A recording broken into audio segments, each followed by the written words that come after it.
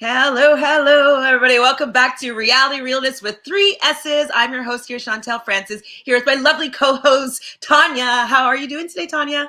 I'm good. You can call me Meredith today. Oh, narrative. That was very spicy. It was hot. It was hot. So, if this is your first time on Reality Realness, then welcome. We love having you. Please do us a great favor here and subscribe right down below. We're trying to get to 1,000 subscribers. We're getting really close. Like, we're almost at 700. So, this can happen by the end of the month, and that would just make me so happy.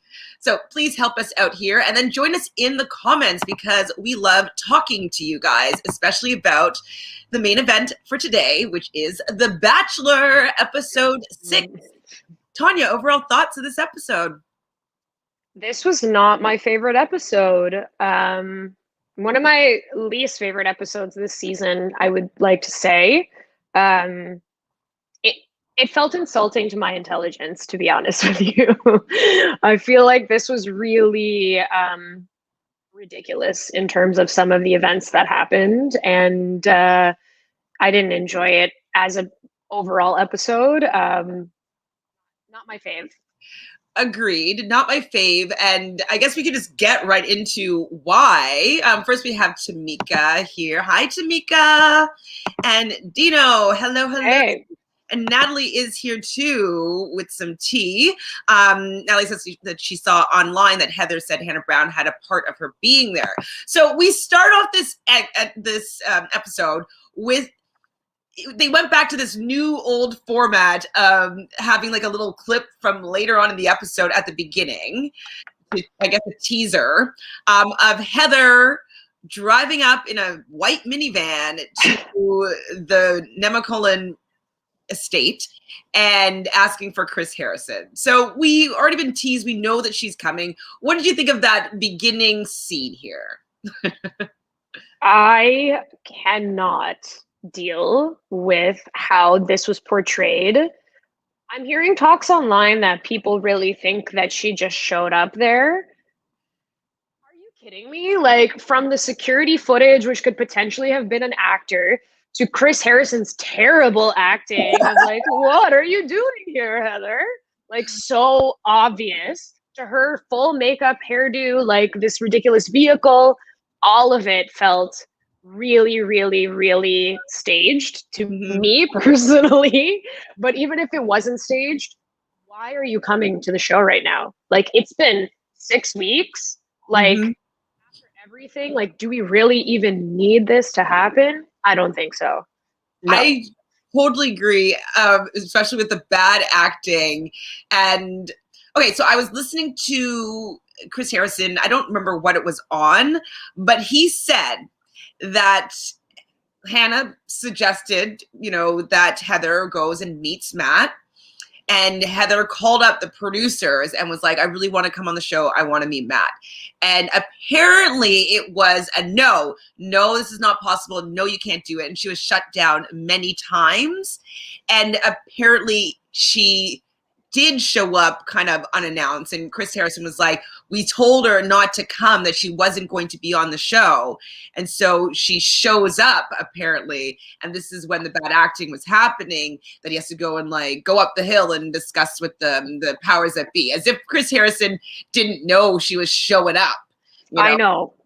That was the ridiculousness where I was like, okay, I already watched this show. Admittedly, I watched this show. We talk about it here weekly, a deep dissection. So I'm not exactly thinking that I'm already like amazing as a person for what I'm watching. However, for you to act like this was not planned in some capacity, or at least there wasn't an awareness that this was going to be happening at that moment, was Mhm. insulting. Like, I was actually like, okay, I'm literally not a toddler. Like, please stop with this nonsense. This is ridiculous. Now, why? And Chris is on the shit list today, by the way, for Oh, other reasons as well. tell me. Because well, Rachel's here, so we'll say hi, Rachel. How are you? Sam's also here. I'm gonna pull up what he has to say after. Yeah, Tamika's saying there's so much going on in Bachelor Nation today. So, is this with all the Dylan talks and like Dylan and Dylan standing up for Jed? No. So Rachel Lindsay, Uh-oh. former Bachelorette, iconic Taurus, and at this point, woman with many jobs, and was doing an interview from her job at Extra with Chris Harrison, where she asked him about the situation with Rachel from this season's photos that have come out of a old South like antebellum style party that she attended in 2018, like a sorority thing. So this is like a really big deal right now in Bachelor Nation. Everyone's talking about it because Right, it's kind of understand the photo though. So what is upsetting about this photo? Should I find it? She's like, yes, you should. I mean, she's essentially attending a plantation style party in the South in 2018 with her sorority, I believe. And given the context of what we know of Rachel thus far in terms of the rumors of her liking tweets that were racist, or not liking tweets, liking photos that were racist, being depicted as wearing clothing that was appropriating, and a whole slew of other things where people are feeling like she's racist, essentially. This is the most recent thing that's come up. And Rachel Lindsay asked Chris about it, and he essentially like really came across poorly in this 13-minute interview, kind of trying to like make excuses for why he doesn't think that we should all judge her based on the content of these photos and what we know of her. And there's now currently a petition in place for people to get Chris Harrison removed from The Bachelor. So there's a lot happening right now. A lot. But you should actually watch the interview with Rachel because he speaks over her. He like doesn't let her finish her sentences. Like it's really not a good look, and people are really, really upset, and rightfully so. Oh my goodness. I was not expecting that. I mean, we'd already touched on the fact that Rachel had these allegations coming out of like how she was speaking to someone when she was in high school and stuff like that.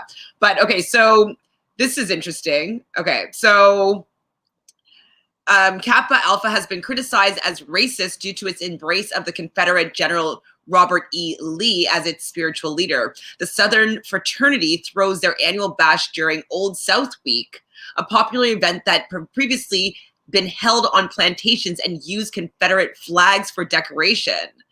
Yeah. I don't know if I want to read her response, though. God, don't get me started on the Confederate flag. I truly don't understand how you can't understand what's wrong with it. Okay, so that's her saying something right, we think, but it's not great.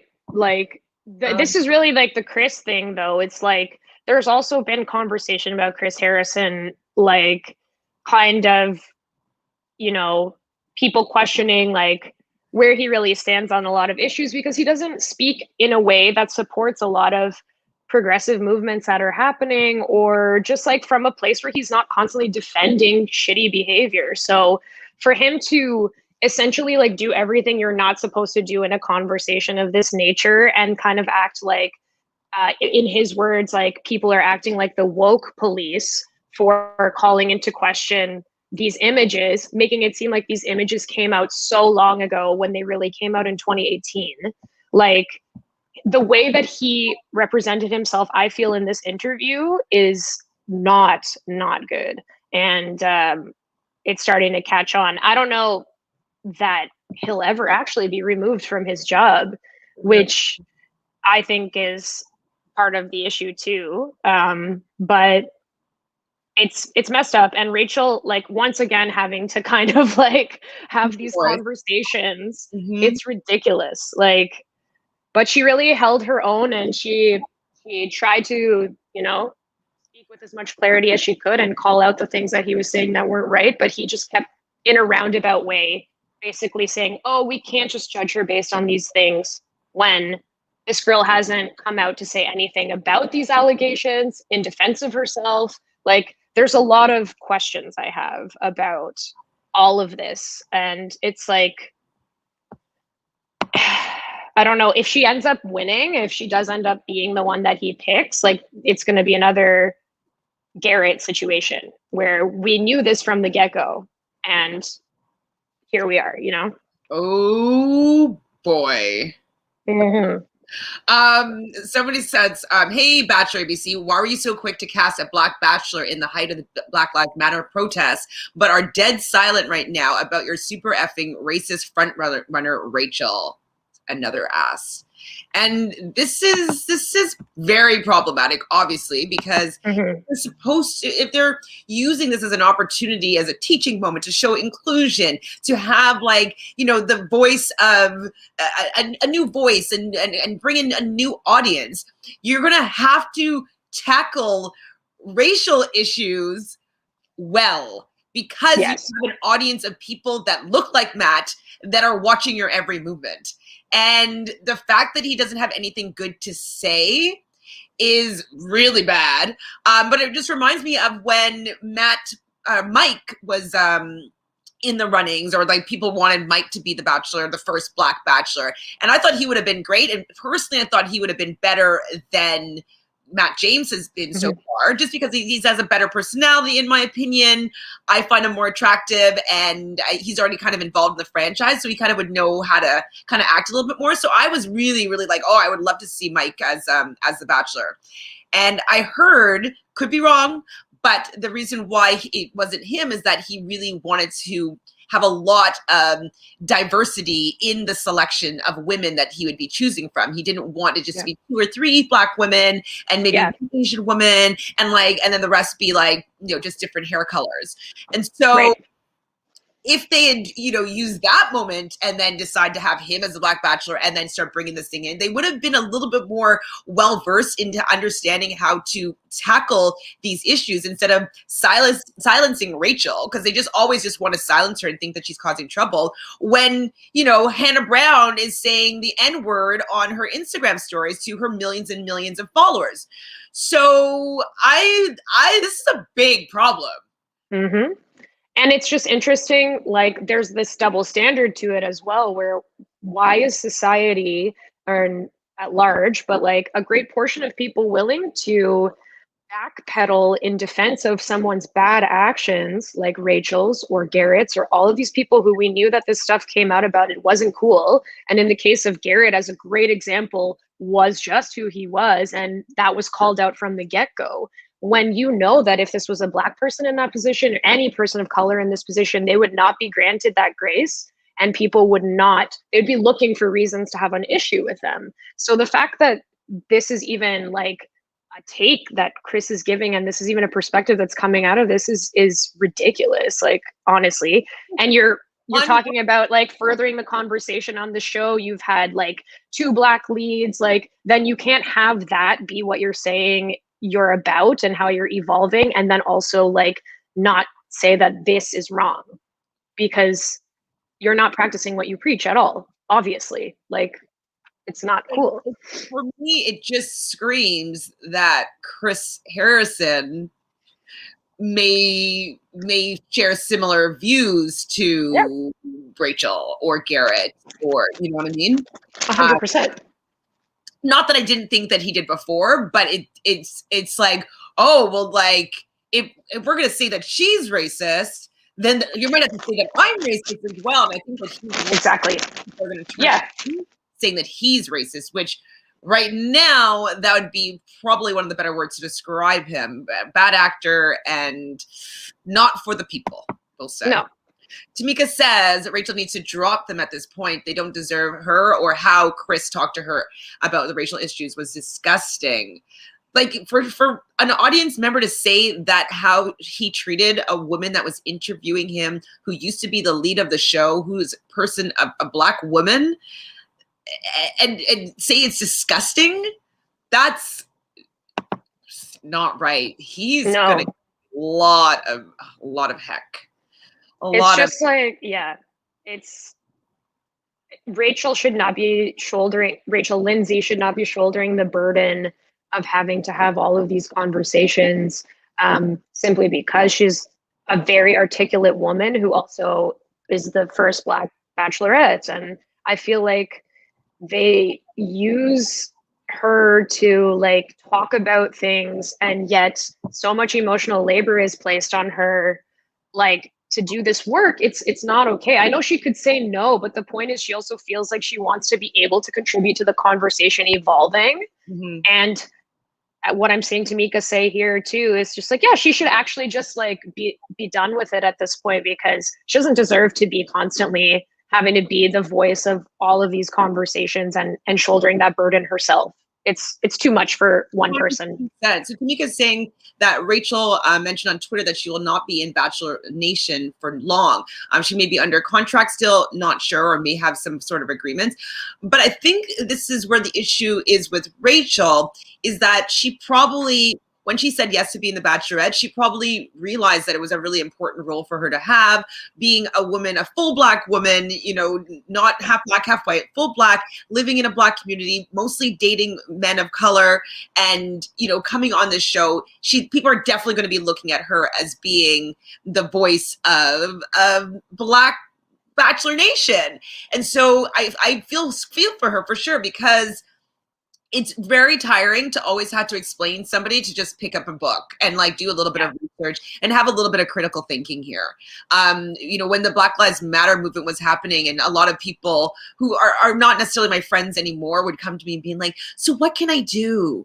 And I'm like, what do you mean, what can you do? Like, pick up there's like, I gave so many resources of just like reading a couple books, read a couple lectures, read a couple, you know, messages, and you could be just informed a little bit of the systemic racism, white fragility, all these little things. They're kind of buzzwords now, but like, things that are really happening that would just help you understand the dynamic, the social dynamic. And for people to be so oblivious, and then for her to have to take the whole brunt of this, I feel for her, because I didn't even feel like having these conversations with like my friend group or my acquaintance group, because it's just like, do the work. Like, what, like, it's not that profound having an understanding that this isn't okay. Exactly. And then she's depicted, you know, in headlines when she calls somebody out on something, like whether she's right or wrong in terms of the call outs that she has. She's a person with opinions, and her takes aren't always 100%. But the point is, every time she does call someone out, and usually she is on point with it, she gets portrayed as being like, oh, look at this drama that Rachel's starting again. Why does she always have to insert herself in these things? And it's like, excuse me? How dare you? Like, that's how dare you? So she says that she'll never forgive them for not choosing Mike. I know, me too. I really thought that he was really deserving, and I would really want to see his love journey. I also think that he wanted different body types. Yes, you're right. I did hear that as well. And great. Like, what's wrong with that? If you want to showcase real diversity, then cast somebody who actually is interested in people who are diverse in body, in race, in whatever. Like, cast somebody who actually feels that way, not somebody who doesn't, like they've done so far. Like, So Natalie asked if we think that they want 2 Black bachelors back to back. Absolutely not. Because this is the thing, is that they don't want to have these conversations, because they're going to have to take a stand. It may alienate their majority of their audience. So I would say it would be middle America. Just generalizing, I don't live in the States, so this is just what I'm looking like, what I'm saying as an outsider. And, you know, that's like the Hallmark Channel people. They're usually very religious. They're not usually open-minded, and it's been up until this point in Bachelor Nation is what they're used to, what they understand, what they enjoy, what they like. You know, like the diverse group is not going to be like, yeah, let's go Colton, let's see, you know, Hannah Brown, let's see her. Like, those are not going to be my picks for diversity and showing, like, you know, how evolved Bachelor Nation is. So I think that they're in over their head. Basically, I think that they thought that just slapping somebody Black at the right time was going to absolve them from having to stand up for a belief, or for an understanding, or for shifting the culture or whatnot. I think they're way over their head. This is the same network that cast a racist on Rachel Lindsay's season that I find hard to believe wasn't clear prior to him getting on there. So, yeah, the baby step, his name was Lee. He was awful. They're like, these are baby steps towards like actually changing the way this show is, and they're really showing their ass when they don't actually, like I said, practice what they preach. It does seem like you're slapping a solution on it that's appropriate for the time, in the same way that networks went in and fired all their racist stars for like a month, and then behaviors that exist outside of that are just kind of like, how are we to decide? It's like, well, what's really happening here? Are we really trying to change things, or is this a band-aid for you to feel like you've contributed to the conversation enough that now you can step away and go back to your usual shenanigans? Most likely, yes. Yeah, this is just like the black square, the performative black square so Matt, I'm sorry, Matt James, but he's the performative black man on as the Bachelor right now. I don't Yep. think they care about his journey, to be honest, with all the antics that they're forcing him to allow slide by. It's kind of like, it's a little bit insulting, I would say. If I were him, I'd be a little bit insulted with the gimmicks that they're using in what's supposed to be his love story or his journey. The fact that they spoiler alert, they allow Heather to come in and kind of interrupt this. It's already been taking a while to get going, and then this blonde hair, blue-eyed woman waltzes in. It just doesn't look good to me. No, it's poorly timed in every capacity. Like, we didn't need this to happen this week. It's not cool. Like, I actually think for the girls that are still there at this point, it's ridiculous that this is happening again. And like, I really truly hope that he ends up just kind of cutting it off immediately, and we don't have to go down this path for very long with Heather coming in, because it's just, we didn't need this. We didn't need this at this point in the season or at all. We just did not need it. Ooh, it's a bad look for her too. Tamika says apparently Chris deleted his black squares right after posting them. LOL. Oh my goodness. I mean, he's definitely performative. We can tell. And his bad acting proves that he's insincere. Jewel thinks, hi Jewel, Matt doesn't care, to be honest. The thing, I think I like Matt a lot better in his interviews that he's doing outside of him being the lead. He has that full beard growing, and he seems a little more grounded and take a little bit more taking charge of what he's saying. So maybe he had a PR person talk to him about how to handle some of these issues, because I'm really appreciating what he has to say a little bit more, his diplomacy with all these topics that are coming up. I think that Matt doesn't realize that he can have a little more say in the show. And I think that the producers are kind of taking advantage of him for not being well-versed in being on TV and being part of the Bachelor franchise. It doesn't feel good. Dina says, I like the dude, but he's like a robot to me at this point. Yeah, I'm not that fun. We don't really know much about him at all, when you really think about it. We haven't really learned that much about Matt, other than that he used to play sports. He knows how to do TikTok dance. He likes to wear turtlenecks. He likes to work out. I really don't know much about this man at all. Not really, considering he's always asking people to open up to him. And I'm just well, I mean, I guess we also know that he doesn't have much of a relationship with his father growing up. We know that. Yeah, that's true. That's about it.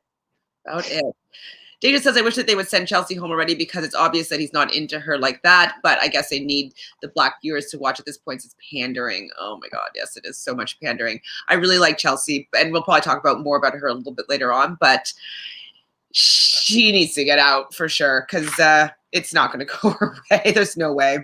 No, I agree with that, Deja. I agree. Back to the beginning of this episode, I was like, oh, right, the 2-on-1, the 2-on-1 of nonsense. What the heck happened to Meredith? She went, remember you were saying that you loved her. She was super cool, coming out with the pizza box, down for her kind of flirty, fun girl energy, good vibes. And now all of a sudden she's like, yeah, I'm a bad bitch. I'm a bad bitch. This bad bitch. I just I got shook a little bit, but I'm back to my bad bitch self. And I'm like, what happened? What happened here, Tanya? Please enlighten me. Guess I think Jasenia is right on the money. It's various versions of MJ that we get according to what's happening at that moment. Her performative self that she is around Matt and the way she is around the girls. And then I'm sure there's many other sides to her too that are not shown. But the best thing about this was that she just did exactly what Jasenia said. She was like, you're this way around me, you're this way around the girls, you're this way around Matt. Like, who are you? Like, you have all these different sides of you. Like, you always play them up. And then we proceed to see her acting crazy to Jasenia and then turning around and crying to Matt and doing this whole sob story, which quite frankly, I think in the past would normally be believed because that's how this show is. It's so easy for someone to go down that road. I was just like, okay, Jasenia is like right on. Like everything she said, you are personifying right now with your behavior. And I mean, it was petty when Jasenia called her Meredith, but I laughed. I loved it. I loved it. Meredith. When I am in like a high tension like situation like that, I have a very hard time being as composed as Jasenia was and also coming up with comebacks that good. Like, if that was me, I would probably be crying because I don't like conflict. But she was able to just hold it. She was looking her dead in the eye and she was just perfectly responding to everything. I was like, this is masterful. I'm so impressed with how she handled herself there. Like, I loved it. She just, I was really, really worried about the direction that it was going, as we discussed last week.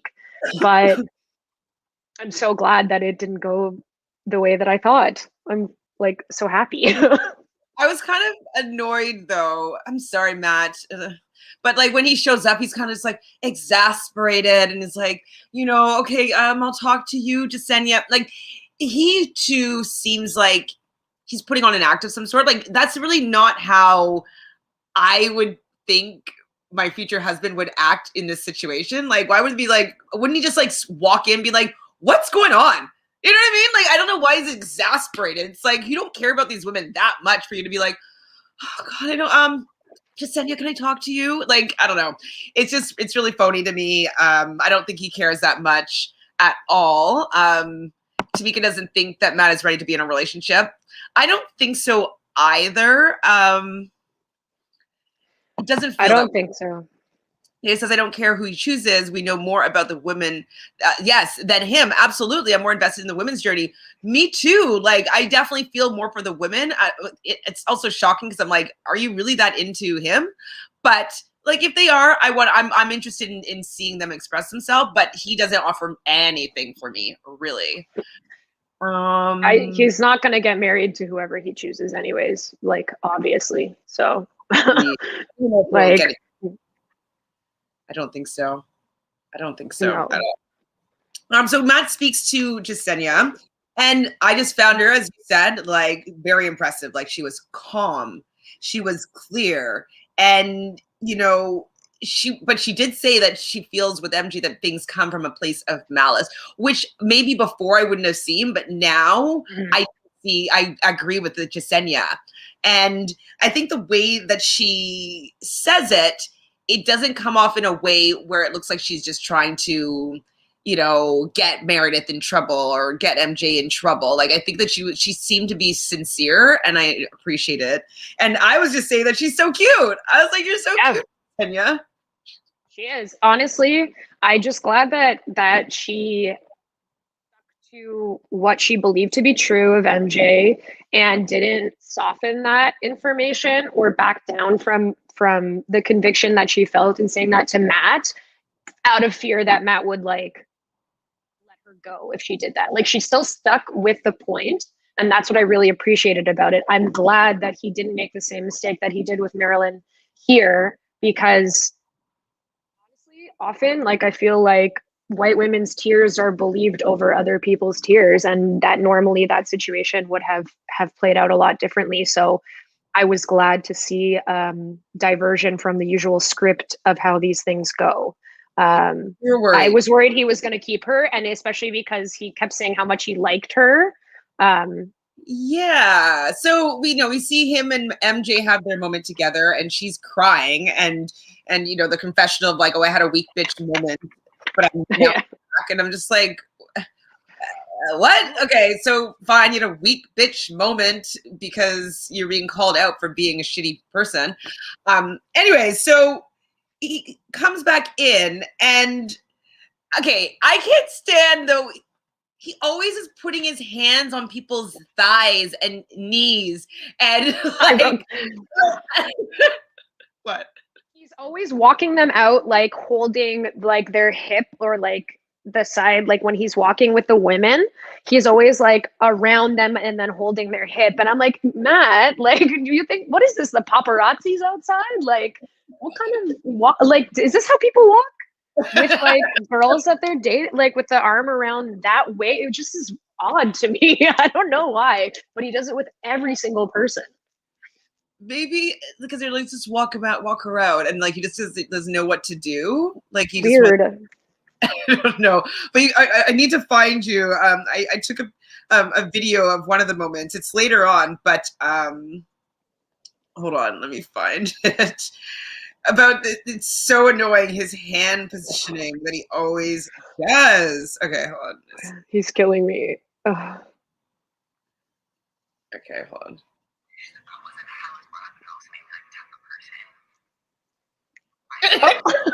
What? No. What? It's The so leg rub. The leg rub. he does it all the time. All the time. He always has a hand or two, or their hand over hand and hand over hand. And I'm just like, that's just not really what you do. Well, I've never really done that with anybody before, but like, I mean, I get like, I don't know. Every bachelor does this, and it's always like, it's like their way of being like, I'm physically attracted to you, so I need you to know this as I caress your leg because I can't like just say that. Like, I don't like, why is that not okay to just like say if that's how you feel, you know? I don't know, but I agree with you though. I was definitely worried that he was going to pick MJ because she was being quite believable in that moment. So he comes back and he's talking about how he's conflicted and how he has such like chemistry with MJ and like that he really likes getting to know Jasenia and that he likes both of these women. But he does say to MJ that their connection is undeniable and he's enjoyed every moment getting to know her. But I can't give you this rose. Can I walk you out? I was like, no.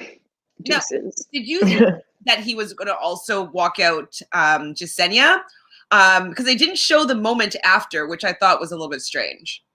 Yeah, that was, they were, I guess, trying to like trick us into thinking that maybe he might send them both home. I did have that thought. I was like, maybe after all of this drama and everything that's happened, he's just going to send them both out and just call it a day. But that's not what happened. Mm-hmm. So I was happy about that. You know, MJ's obviously pissed when she's in like the black van taking her away, and she doesn't know like how this happened. And I'm like, how do you not like it just is so confusing to me. Like I know we're on the outside, we're seeing everything that's being painted for us by the producers and the editors. But like it just seems really obvious that like what happened there. Is she just like dense? I'm not sure. I'm not sure. I'm very confused by her. I'm very confused. So we go back to the women, I guess, waiting for their rose ceremony, and Jasenia walks in with the rose. So I did find it strange that they didn't show that moment. I don't think the payoff of her walking back in with the rose was it. I would have rather see what he said to her, and her walk back to the women with the rose. Like I don't know, it just there was no climax there. It wasn't like I was just. Oh, I thought we'd find out what happened there. Okay. Yeah, they really didn't give us anything. He's exhausted, okay? He's exhausted. He's so tired. Oh, boy. So, yes, Jasenia walks in with the rose. So now she has one. And so she's going to be staying for the next week. And this is probably starting to get the women's wheels turning because this is less roses for them. And then Chris comes up and saying that tonight has been exhausting. and there's no freaking cocktail party. I'm not down with a no cocktail party.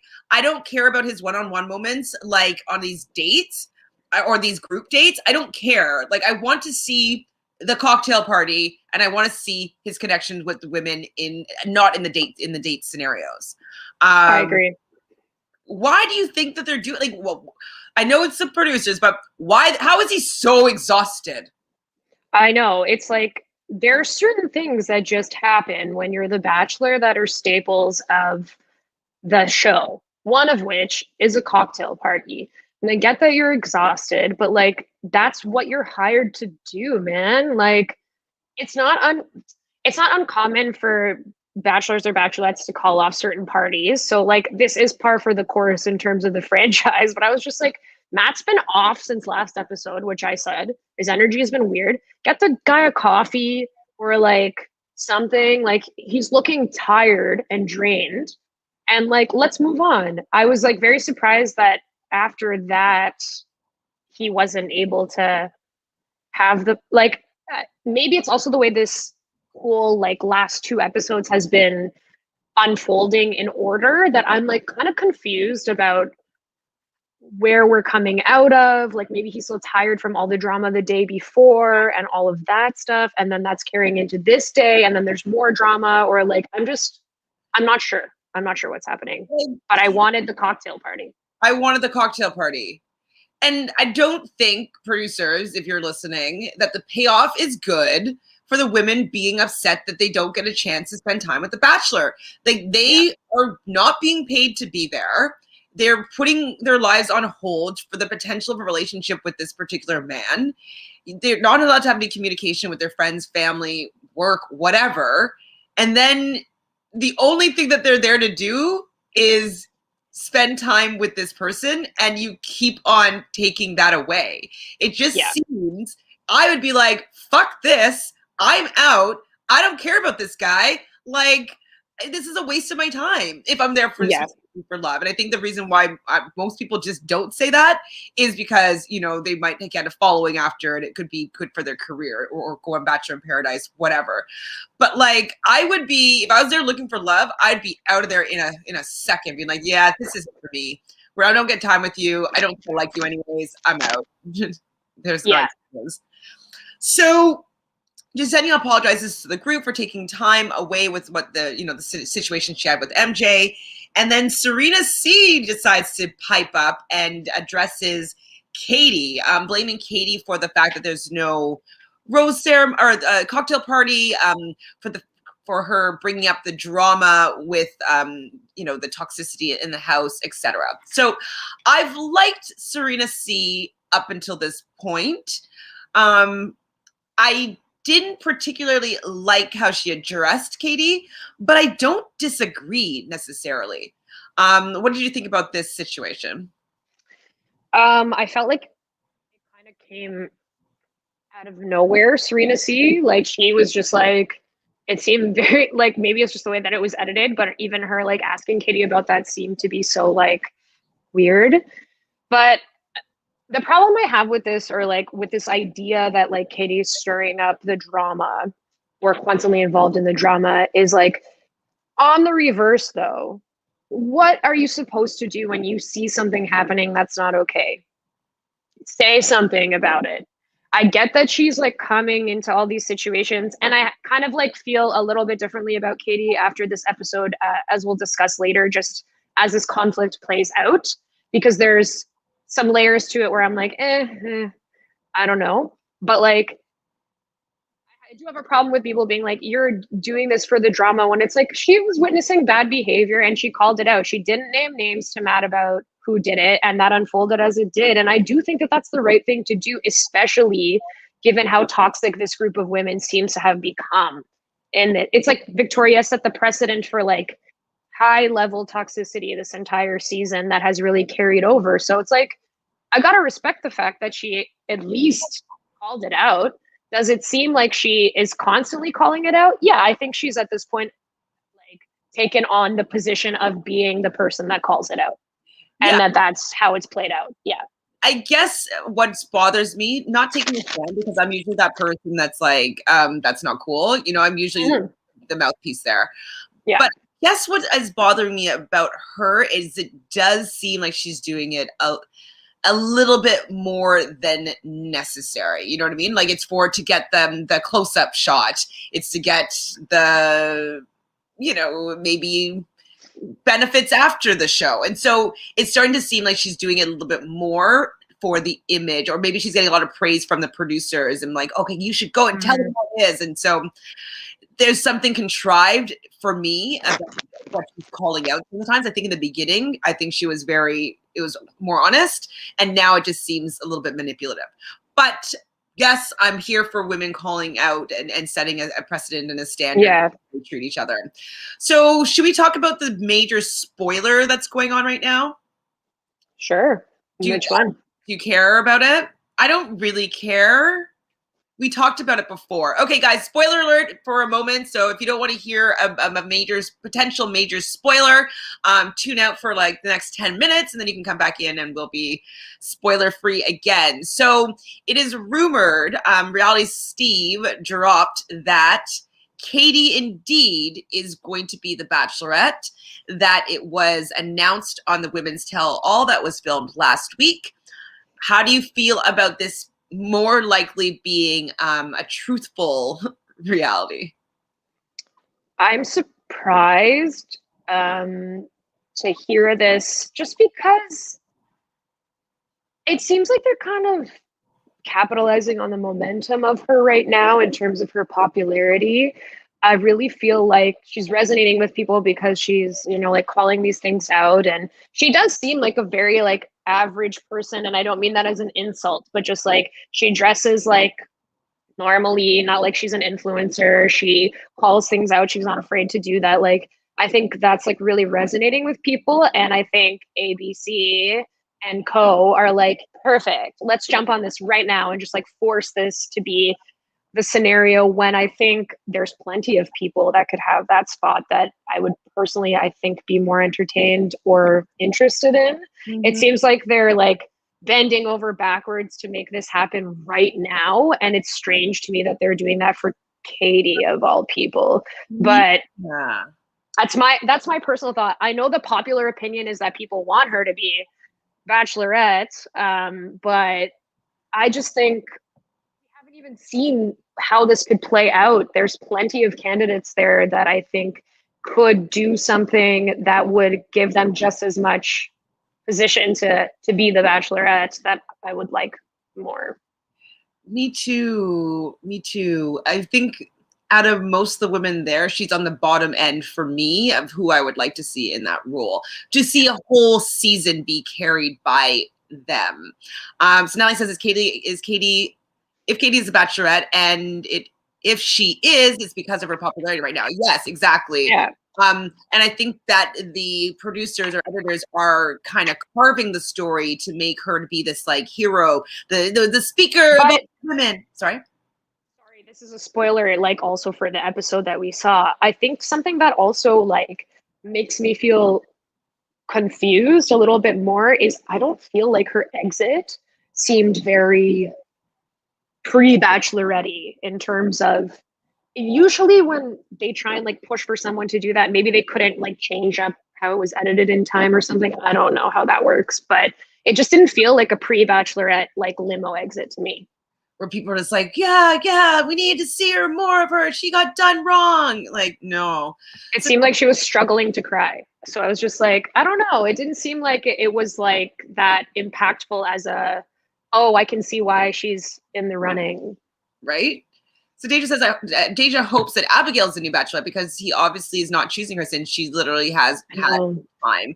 Yes, Abigail is quite upset this episode. We'll probably talk a little bit more about it in a bit. But I think that she would be, for me, a more compelling Bachelorette. Yep. I guess I feel like I've seen enough of Katie. Yep. Like if it's just like telling people what she, you know, how she feels, like, okay, cool, great. But do I want to see a whole season of that? I don't know. Maybe they'll do another double that they did with Caitlyn and Brooke type thing. You remember? What? With Bree. Brooke? yeah. No. What's her actual name? Brit. Brit. Brit. Um, I hope they don't do that again because I didn't like that as a start to a season. But I just think maybe they're trying to go down that Caitlin Bristow type path again of like, oh, like this person's sex positive and they're not afraid to tell it like it is. But I don't know. I'm just like not, I'm just going to be honest for the viewers. I'm not as compelled by her as everybody else seems to be, even though I think she's likable and I enjoy that she's called things out. She doesn't inspire me to like want to tune in every week. I Oh, don't know. exactly. Caitlin did compare herself to Katie. And I don't know, Katie is not, in my opinion, as exciting as Caitlin was. Like Caitlin was just Yeah. like, she's fun, she's light, she always has some jokes. Katie doesn't just, for me, what I've seen of her so far, doesn't seem to have that, like, other than the fact that she brought on a dildo, but I don't even find her to be as sexual or sensual as Caitlin emitted, Mm-hmm. So I am confused. I am confused. It's kind of like, I'm sorry if you guys are fans of this person, but like Anna Kendrick, like I'm not a fan of her, and I don't find her funny. I don't find her engaging, and I don't want to watch her movies. And so, but a lot of millions and millions and millions and millions of people are obsessed with her, and I'm just not buying it. So I don't know. Yeah, it's weird. It feels like they're hopping on this opportunity and it's an opportunity for them to kind of return to their usual shenanigans as we mentioned and like be like, "Oh, but we picked this person." Like has anyone this far back if she gets it been selected? Like that's been eliminated at this point? Like I know Hannah Brown was eliminated like kind of somewhat earlier as well, but like this is really dipping back, I think, right? Well, and there's people that I feel would be more interesting, or I'd be more interested in watching than her personally. So maybe they have a big master plan that I'm not privy to, and they have a vision and they know what they're doing. But to me, I'm not sold, and I want everyone to find love, but I don't necessarily care about her love journey on The Bachelorette as The Bachelorette.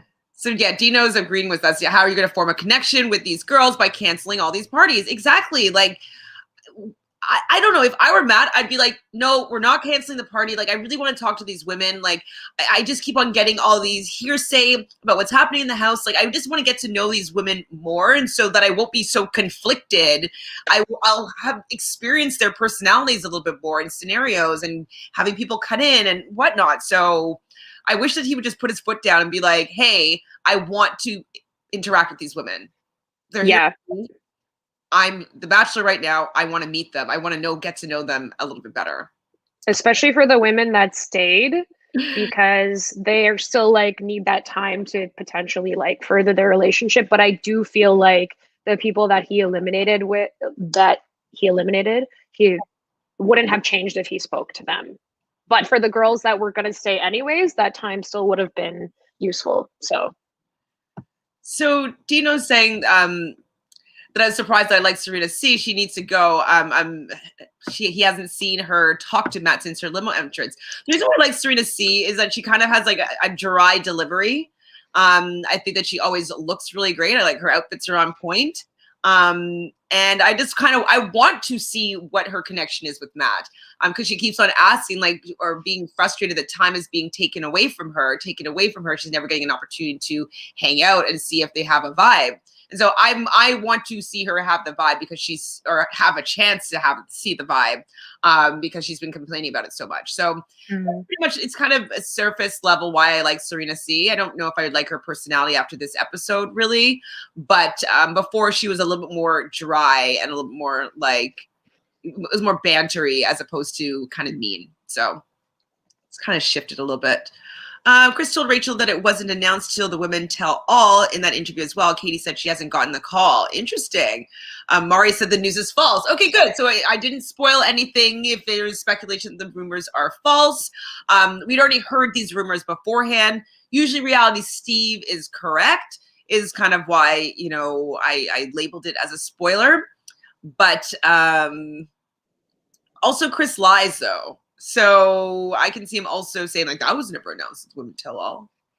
So I don't know. He said, didn't he say that, oh, Tayshia's not coming to be the Bachelorette? Like he said that as well. So yeah, we'll see. Maybe like also seeing like what people's reaction was to her being eliminated will factor into their decision as well. Because I do think the overall conversation about Katie that I've seen, at least on Reddit, has kind of shifted a little bit after this episode too. Whereas I feel like more people were like very much like, yes, we love her, let's go. Now there's a little bit more gray there. People are like, maybe she's not like just perfect.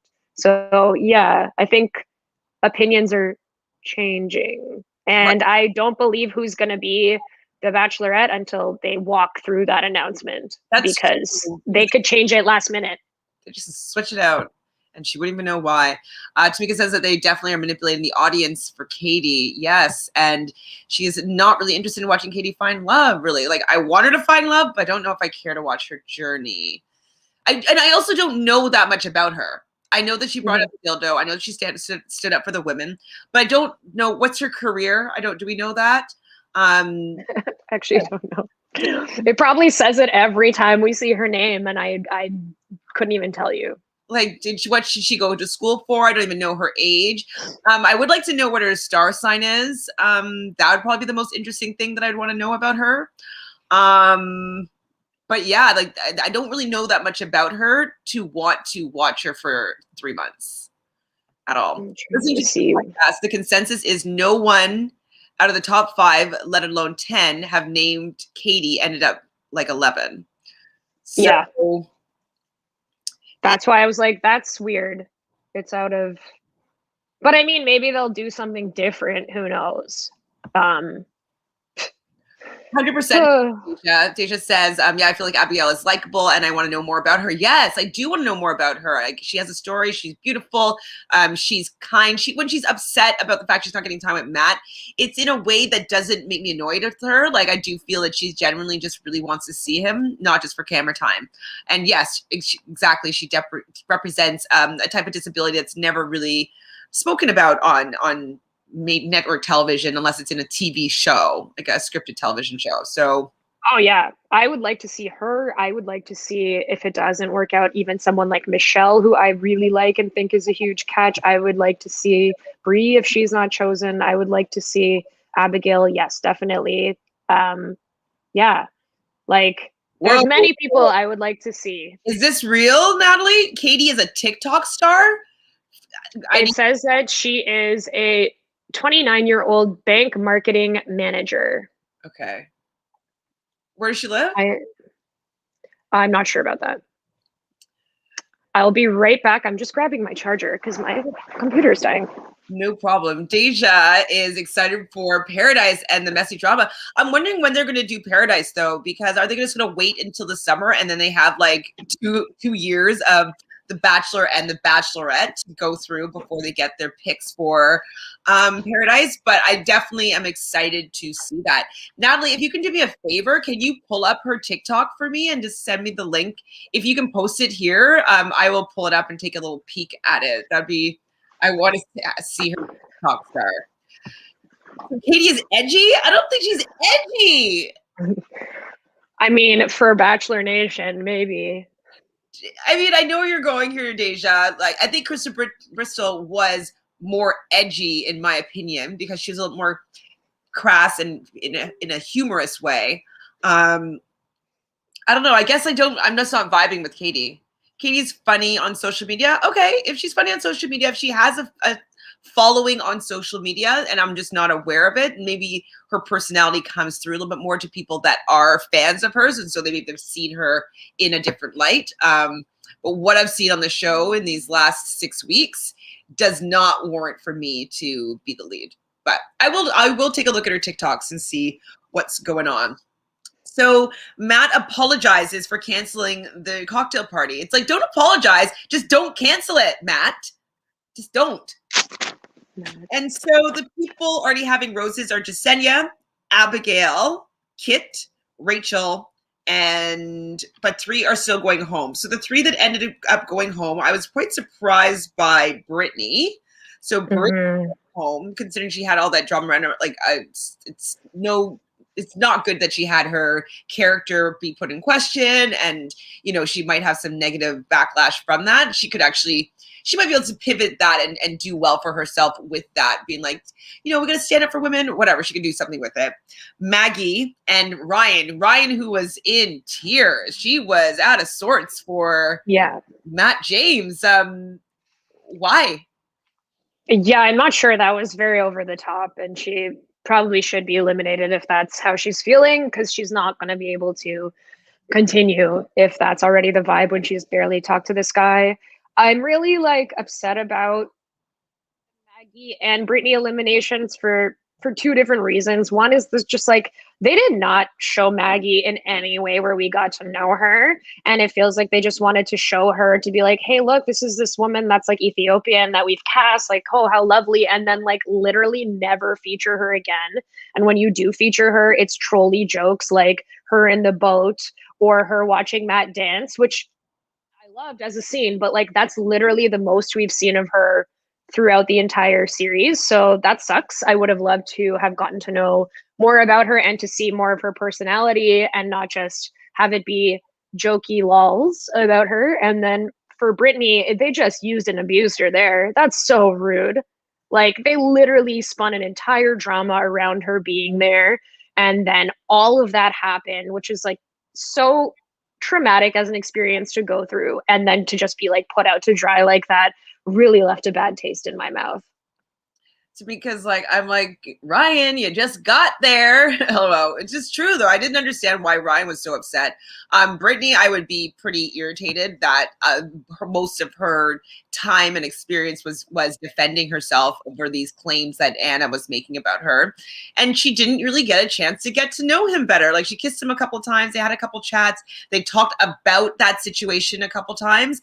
And that's about it. And so if we're looking for a love journey, why are they not allowing the time to get to know each other? Especially, it's already an accelerated process. It's already 6 weeks into an engagement, and you're taking away the 1 hour or whatever that it would take to just have 10 more minutes to see if you relate on a new level or deeply connect on something else. I don't know.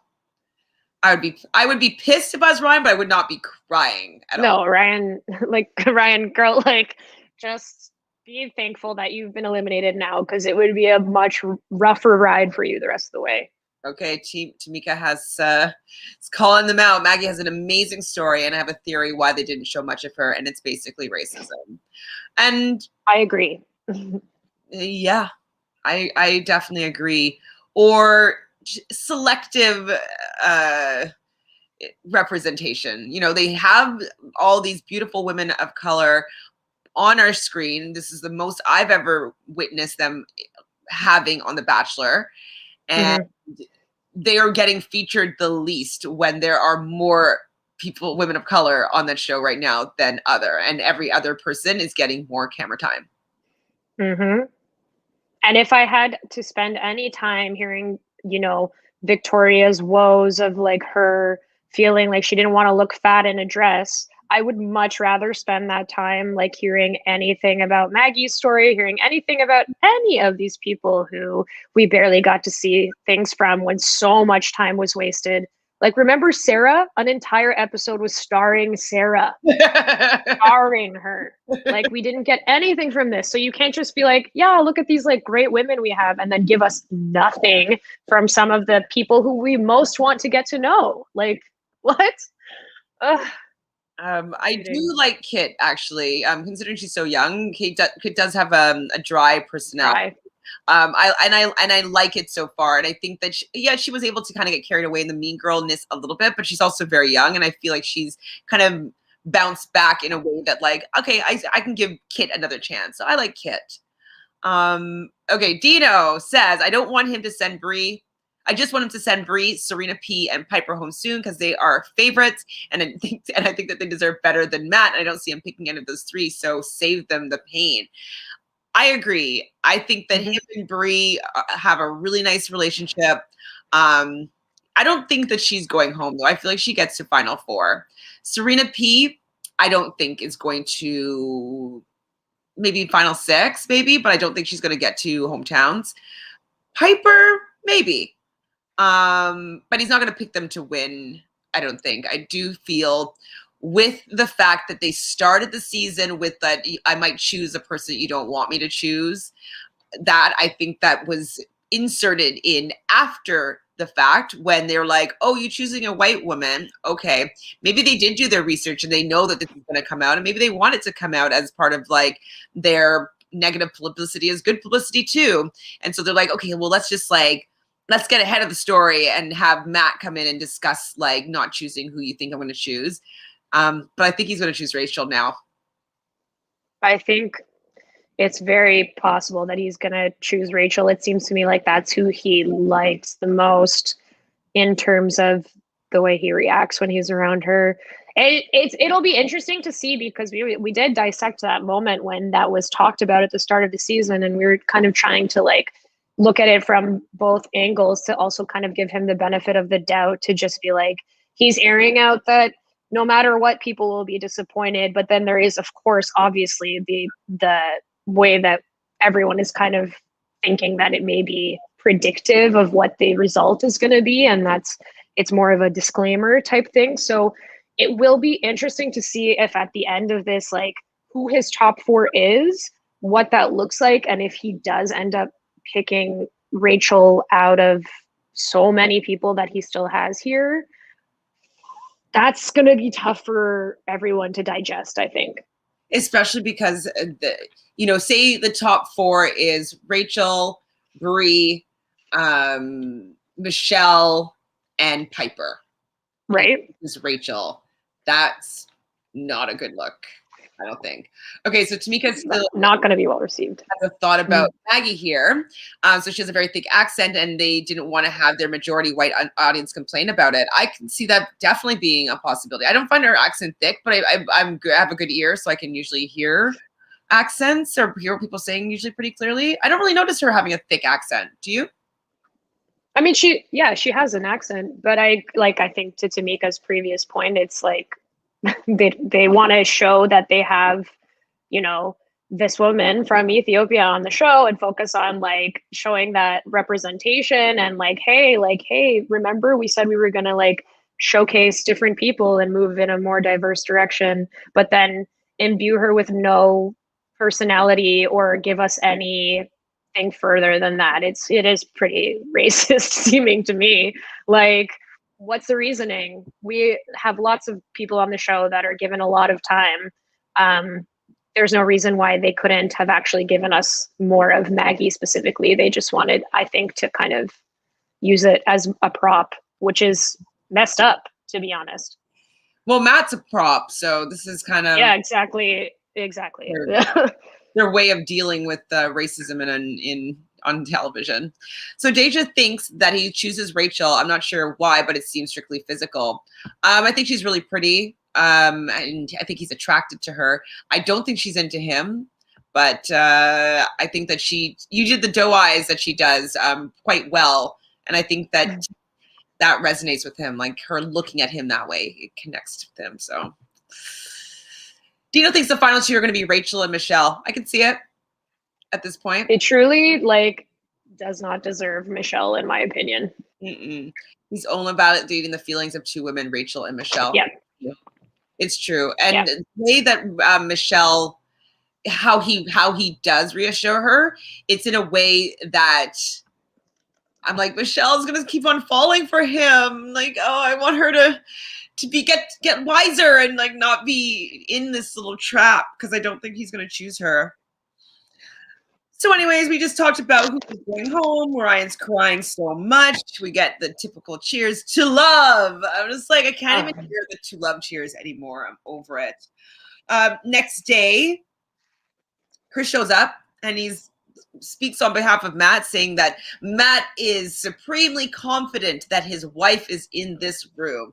I'm not confident in what I've seen about Matt that his wife is in that room. I don't even know if he knows who his wife is or who should be or the characteristics that he's really looking for. I don't even think he knows. But the date card is there, and it's for Piper. So Piper, tonight will be worth the wait. And I was happy that Piper was going to get a one-on-one date. They had that little smoochy moment last episode on the group date when she was filming her confessional. There is some sort of chemistry there. Obviously, she's stunningly beautiful, so I wanted to see what was going to happen between them. You're happy about this date too? Yeah, I was glad that she got it. I wanted to see more of them together and how their chemistry would play out a bit more, because I think, in my opinion, as a viewer, I think he maybe has the best kissing chemistry with her, or at least it's the least awkward looking one. So I'll choose to put some value to that statement. And I think like it's a right time for her to have a one-on-one. I think this is kind of a good slot to have a one-on-one where it's like we're getting closer to the back end of things. You didn't have one that was too early, but it's like you'll probably have another chance to see him down the road if you make it a little bit further because things start to happen more frequently. So it's a good time to have it and a good time for her because she needed a little bit more from him to kind of say like, where are you at? So yeah, like we can talk about this date. Well, no, actually, before we talk about the date, we could briefly touch on, I was annoyed by Serena pulling Katie over for a chat.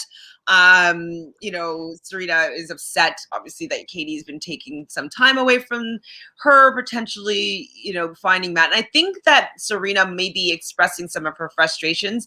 They're actually with Matt because Matt has been canceling these cocktail parties. Matt has been allowing conversations happen where Katie's letting this happen. He's allowing Sarah to come and pull him and talk to him in these moments. And so I think that she's frustrated about the situation, and Katie is a perfect scapegoat for her to be able to unleash her frustration. Yeah. So I wasn't really enjoying this conversation between the two of them. And yeah, I wanted it to be over as soon as possible. Did you care for it? I didn't care for it. I just think like Serena was in the wrong and she thought maybe that people would back up what she was saying, especially when she came back downstairs after they had that fight and everyone was just lying around like chilling and she was kind of reiterating it, and then the fight continues again downstairs. You could tell that everyone's kind of over it and like didn't really agree with the fact that needed to happen. And then eventually, I forget who said this, but someone was like, can we just not fight anymore? Like, can we just not do this? So I think she thought she would have maybe more support from people, likely because they've talked shit about Katie with her. So I think that she probably thought, like, yeah, exactly. But instead it just came across really badly. And then also for Katie, like, initially it was great. I was like right there with her holding her ground, but she got really hot by the end of it. And it got like so like by the end of it, I was just like, I'm over both of you in this conversation now, even though my sympathies are with Katie more so. I'm just like, I can't. This is ridiculous at this point. Like, I don't. Thinking how embarrassing it is to like be the women in their little fort that they made. I don't know what's going on there. Yeah, that was cute. It seems like they were having like a little like slumber party. Over, yeah. I mean, I love a good sleepover. I love a little fort. I love putting cushions on the ground and snuggling. Like, I think that's fun. But then hearing people screaming that are adults over like a guy, I don't know. It just wasn't a good look for me, for either of them, in my opinion. I don't think that Katie handled it as well as she could have. Yeah, she got up and kind of walked away. I don't know. I don't think it was handled well on both ends. And I didn't care to see it.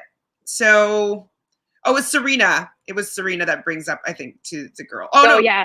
Sorry, no. Serena C brings it down to the girls, and then that's when Katie was like, "Are you talking about me?" And I was like, I wasn't feeling it. She should have just left it at "thank you for your feedback." I thought that was a perfectly good way to sum it up. But it was because Serena went downstairs and kept talking about her. And then she was like, I can hear you. So I get it. But it was just, Not needed. Not Totally needed. agree, Tamika. Serena C did come across as insecure, and she did go after the wrong person. It's kind of like how MJ went off to the wrong after the wrong person because Jasenia wasn't going to step back down, Katie wasn't going to back down, and Serena C, as you said, didn't have the support in the back of the women as she most likely thought she would.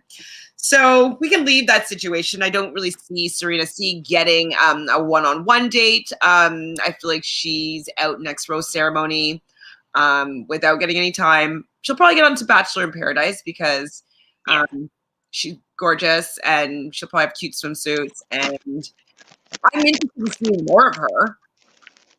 More than Yeah, I mean, she was gonna be good in Paradise. Like, she would be interesting as an addition there. But yeah, she's not.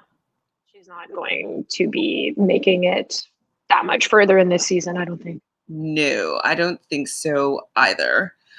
So now the scenario that we talked about briefly at the beginning happens with Heather C rolling up to the what's it called?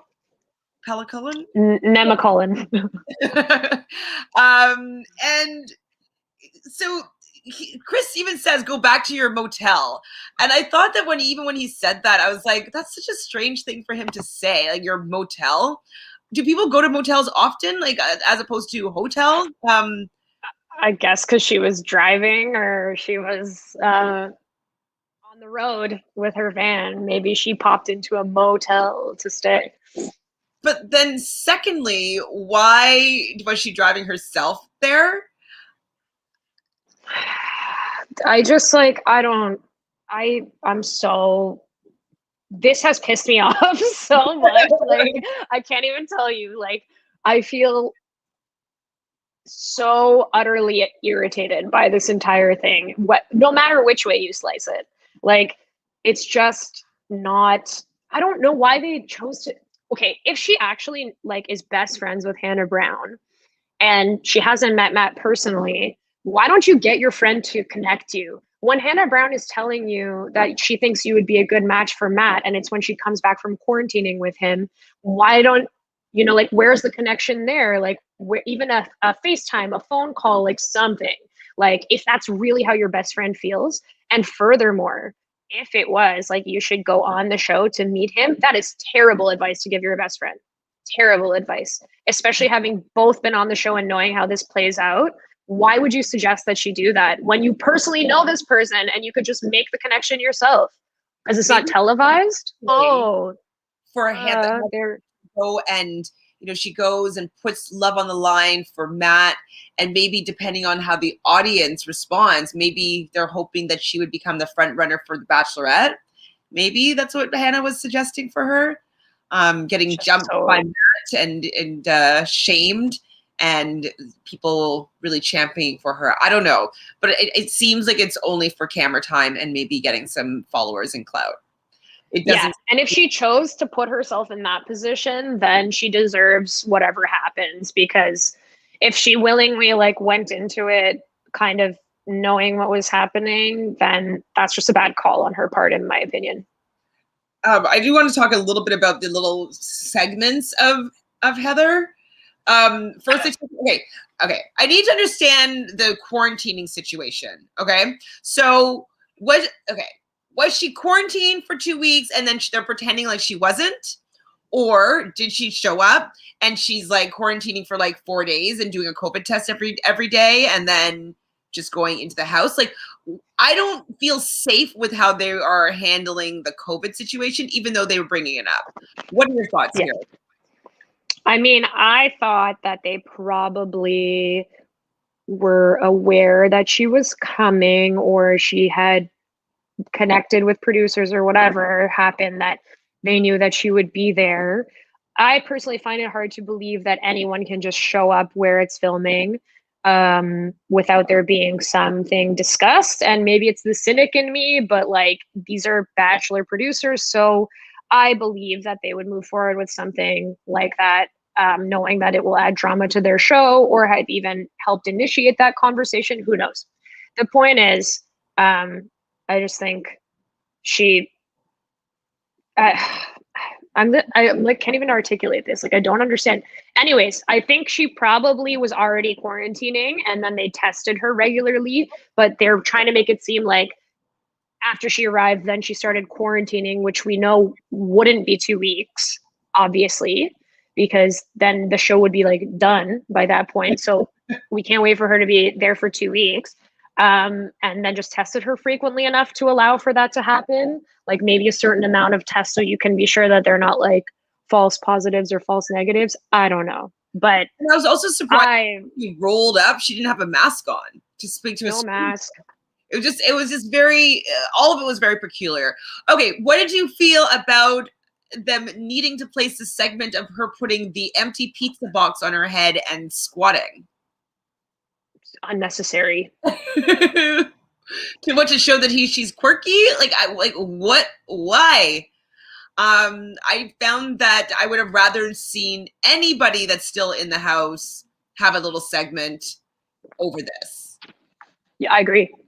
I was like, we don't need this. We don't need this at all. But she's had 2 COVID tests now and she's ready for love. So let's go back to the date that I did enjoy was Piper and Matt. They had a kind of okay banter, but he's actually very not funny. The mauling bear joke didn't really land. It could have landed, but he just doesn't have the delivery that I'm looking for here. But she seems endeared to him. They're having one of my favorite type of dates is the amusement park dates. I love rides, I love games, I love carnivals, I love winning prizes. Yeah, it's a thumbs up on a date for me. How did it start for you? I liked it. I thought it was good. I like rides like that or like being at a carnival or fair. It's really fun. I think the idea of having like this personal like carnival in the forest is like kind of cool and I would enjoy being on that date. I think they like seem to have a good time, especially during that initial portion. Lots of fun playing the games, getting to pick whatever prize you want. Like all that was really cute and fun. It's a nice date to have. Did you notice him rolling up in the white G-Wagon? No, I didn't. He rolls up in a white G-Wagon. I was like, not yours, but okay, cool. How did I miss that? And then when he's driving them, like his hand on her thigh thing. And guys do it all the time. It's not abnormal for your, boyfriend to put their free hand on the leg of their girlfriend in the passenger seat. Very normal, but there's something about how he does it. It seems like someone told him to put his hand at a certain spot. So there's no natural comfort that sits in. It's kind of like a paint by numbers of where to place hands. And it's just coming more and more apparent. I think from this point forward, I'm going to start calling out and counting the awkward hand placements on the body. So remind me of this if I forget. I don't know if I have a pen right now because he does it so often. Awkward hand placements. It's just like, it makes me cringe, to be honest. There's something about it. But I do think that she's okay with him touching her and stuff like that. But I just think he's just kind of awkward. So they have their personal carnival. I said his laughter is really fake. We know that he just like, it's never at the right decibel for the humor level. Never. It's never good. But I thought at the night portion, Piper looked stunning. She does that top bun like nobody's business. She kind of Molly May from Love Island UK season 5. Like she just is so good with that top bun. Like I say Piper is definitely in contention of being excellent top bun wearer. Makeup looks flawless, lashes amazing. That dress, it was very designer with it seemed kind of like black or navy blue crinoline. I thought that she looked absolutely stunning. And I was surprised though when she says at dinner that she thinks that she's falling in love with him, and that was really hard for her to say because she kind of comes from a family where they don't express their emotions that much. What did you think about her sharing that and his lack of response? Really, just a kiss? I think it's gonna be right? unfortunate for her later down the line when he obviously breaks her heart. Like she's definitely like, I think that what she's expressing to him, she maybe actually does feel, especially when we see later like how she reacts to Heather coming in and everything. There's clearly a lot of emotion that she's attached to him, and their connection, their physical connection is very strong. She's feeling what she's feeling. But I just think Matt's really not there, unfortunately. And I don't think that he's going to keep her, till the end or anything like that. So I feel she's going to get her heart broken, unfortunately. Yeah, I mean, there's a little bit of youth energy in how she kind of expressed herself here, and maybe it was a first time for her, and so that naivety kind of came through for me. It was endearing. I thought it like I would love Mm-hmm. to, be a perfect match for each other. I think that he finds her beautiful. I think that he is attracted to her, but there was just kind of like just like a veneer that wasn't able to penetrate through, and it didn't look like how it did with Michelle. I think Michelle and him do have really good chemistry, and also Yeah. how he feels about Rachel. I don't think that the chemistry is symbiotic, if that's the word, but between them. But I do feel that Yes. Matt feels the energy with Rachel. So I don't feel that at all, though, with Piper. Unfortunately, even though Yeah. I want her to find love, I think she deserves it, of course. Um, yeah, Sam says that she hopes he picks Michelle. She likes her connection and her vibe is really cool. I would love for that to happen. I just don't think it's going to. Just from how everything's panning out in the world, like it just doesn't seem like it's happening. No. I wish you would. Exactly. Can we not with this whole Heather situation? It's terrible. It's It's terrible. just so unnecessary. Like and this is someone who's watching a reality show for drama. Like, oh my God, we don't Yeah. need it. Ooh. Okay, so Tamika's dream date would be a private carnival, rent out Disney World, or would be even better. Yes, I would love that. I love a good ride. As I've mentioned many times on many different podcasts, like I've always had a season pass to the amusement parks, and so that would be something that I would love to do, even for like a wedding party type thing. I have been considering planning. Did I tell you this already? I would have told you maybe last summer. A scavenger hunt type thing at the Mm. Wonderland is what I've been thinking of. Maybe we can plan this depending on how COVID goes and whatnot. If we're allowed to hang out in larger groups, if it's going to be open, whatnot. Obviously, we'll be taking precautions, but I would love to have like go find like get these stamps here, and just do fun activities at Canada's Wonderland. So that's something that I am thinking about doing. Hopefully this summer coming, but maybe it'll have to be 2020. Yeah. Anyways, completely aside here, Dino says that Piper is the most stunning woman he's ever seen on this show after watching 3 seasons. And also Matt likes to kiss her a lot, and I don't blame him. Yeah, I think she is definitely a stunner. And you were calling out their kissing chemistry was pretty good, correct? I think so. Yeah, I think like their kissing chemistry seems the most natural and reciprocal compared to the way that we've seen some of his kisses go with others. It seems a little bit more like awkward and not forced, but just the same vibe isn't there as much as we can ascertain from watching the show. And she is super stunning. Like, I don't want to limit her to just how beautiful she is, but I am genuinely very taken by how striking she is every episode. I'm like, this bone structure, like the way that she styles herself, like she's stunning, absolutely stunning, very, very beautiful. So she's a catch, and she will find a person that is able to reciprocate that for her. It's not going to be Matt James, unfortunately.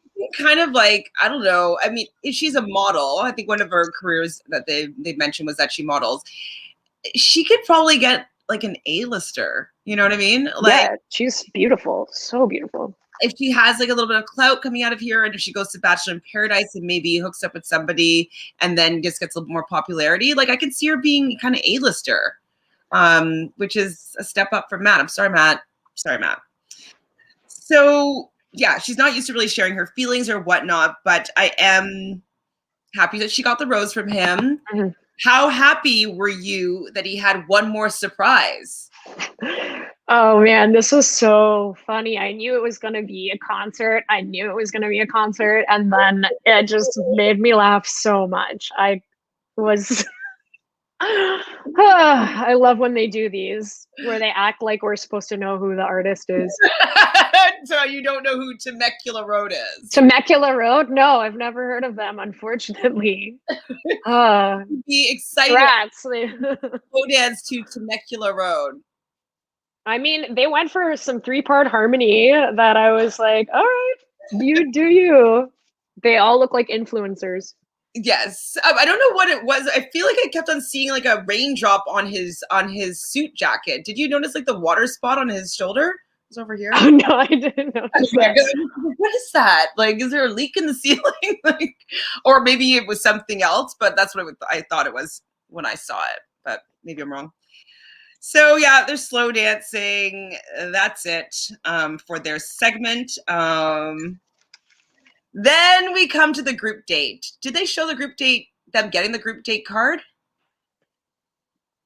I don't know. Oh, It would have been when it would. Yes, they would because then you find out who's getting the second one-on-one. because he said that the card says this lane leads to love, Matt. And I was like, oh, bowling. Like there's no 100%. I knew it was going to be a bowling date. And we show up with Matt standing there in a bowling shirt. I mean, I love a good costume, a little good dress up. So the girls are going to be dressing up in, I think it was blue and pink. And they're going to be bowling for Matt's heart. Or like for more time with him anyway. So Chris shows up and said that they're going to make it a little more competitive. And so whoever wins was going to get more time after the bowling portion of the date with Matt. So it's a typical standard date where like the winning team gets more time. Mm-hmm. I was surprised though that like Chris shows up here again, though they didn't really need him to do that. But I don't know. I guess he's getting paid more this season, or I don't know. I don't know what's going on. The names are Pink Petals and Blue Bombshells.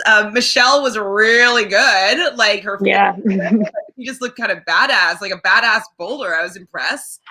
Yeah, the pink team was pretty much the lead for most of the game, but then the blue, which is Abigail, Rachel, Kit, Bree, and Serena C, they kind of figured something out and were picking up, and it became neck and neck. But the team prevailed.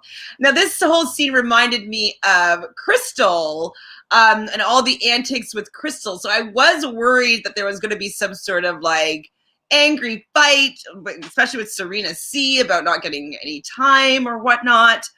But it didn't. Serena C was crying, but she didn't cause that much of a fuss. Did it end up pan out the way that you expected it to? I feel like it was so obvious the entire time that he was going to end up asking everybody to come because they made such a point of saying, I'm so glad it's just us.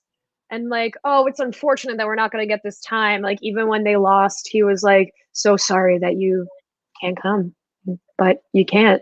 And it was just like too much emphasis on that not happening that I was like, they will absolutely all be attending for sure. And then when it happened, I was just like, are we really surprised? No, we weren't surprised. It's like, I thought he was going to say it in the moment, actually. Just like, no, yeah. guys, like, everybody can come. But Serena C was crying. Abigail was crying. And then Chris Harrison shows up. So this is where the girls that lost, they're kind of sitting in some little lounge area. Chris Harrison shows up and says that Matt feels so terrible. No, it was him or Matt. One of them feels terribly about today. And so they are allowed to join the other girls for the, I don't know, get to know you more date portion. So that's kind of it with that, though. The girls, obviously, that didn't get the date originally were super happy. And the people that won the date were not. Understandable. But nothing really came out of this. Chelsea was bummed that the other girls showed up. There was a mini date with Jasenia and a mini date with Serena P. Chelsea has a lot of talk, so I feel like she's gone next as a rose ceremony because Chelsea is finding it hard that she's not getting any attention, that she's not being able to, hang out with this potential husband, So I Yeah. think this is drawing the conclusion that she might be going soon. She does get some one-on-one time with him, and when he comes back and makes his way into his little squishy seat, he has a little bit of a moment with Serena P, saying how he loves their time together. Blah blah blah. Chelsea and Michelle also, he enjoys their time together, but he gives the group date rose, the group date rose to Michelle. Were you Michelle. surprised by that? I was surprised. I mean, not surprised because I know they have like a good connection, but I was surprised based on how everything was presented. I think Chelsea should be concerned not receiving that group rose because that would have really, I think, solidified that he was trying to still really continue developing their relationship. I know he gave her that shout out in the preamble of like him giving out the rose, but to me that's indicative of the fact that like he could have really solidified their connection by giving her that, whereas like both Michelle and Serena P have had one-on-ones with him and kind of like at least understand a bit more where they're at with Matt and have developed a bit more. So if he wanted to reassure Chelsea without actually directly telling her, he would have given her that rose. So I think that's not a good thing that she didn't get that one, and I understood why she was upset about that. He calls it out. She said that she thought that he would at least give it to someone that hasn't had a one-on-one date for a little bit of validation. And it was more important for him to give Michelle the validation than it was for Serena P or Chelsea. And so I do feel that Michelle is the front runner between those three women. And he wants to make sure she feels okay and less about with Chelsea. So it's unfortunate. Dead. Dino says, yeah, Tanya, no one knows the bands. No. Tamika loves bowling dates. So do I. I think they're cute. Tamika was so mad that they had the blue team come, and then they didn't even have him talk to them. But I was happy that he didn't give anyone on the blue team the date rose. That's true. This is a hot take, though, that Dino has here. So Dino says that he thinks that he made the losing team come back because Rachel was part of that group, and Matt wanted his time with her. Just my thought. I didn't think about that. Yeah. I feel like he probably like had already felt like he wanted them to come anyways, but also wanted to respect the fact that those winning team, like they deserve to have that prize that was said, like, which was getting to spend time with him. Like there's a huge difference between 4 people spending time with him and 9 people spending time with him. So that clearly changes everything up in a way that if you already set your mind on the fact that you're going to be able to actually have time with him and not feel like you're rushing, it sucks that they came in after that. But also, whatever. I don't know. Again, I don't know that it would have changed the outcome of what he did with the rose. I totally agree with you here, Tamika. Chelsea has definitely gone at the top of the hour next week. I feel it makes which makes me sad because I'm in love with her. I mean, I know we were surprised that she got as far as she did. They did have a little bit of chemistry with the stories about her hair, what her hair meant to her, and they had some good conversations, but we knew that she wasn't going too far. We knew. Ultimately felt like she was giving more than she was receiving from him. So I just wrote down another Heather segment. Weird. Yeah, we talked about it already. And then now this Tyler and Matt pool segment. And what do you feel about the navy turtleneck number? Was this when he was wearing the turtleneck with like an active wear jacket on top? I think so. I just said that was like turtleneck number. What a random choice. I put turtleneck with active wear is the opposite of shirtless because we were predicting that happening. And in fact, he trolled me by layering excessively for being indoors. He was like, let me cover everything up ×2. Well, maybe because he's like, oh, I don't want Tyler to be without his shirt on. Well, Tyler did take his shirt off. He did. Yeah, he actually did.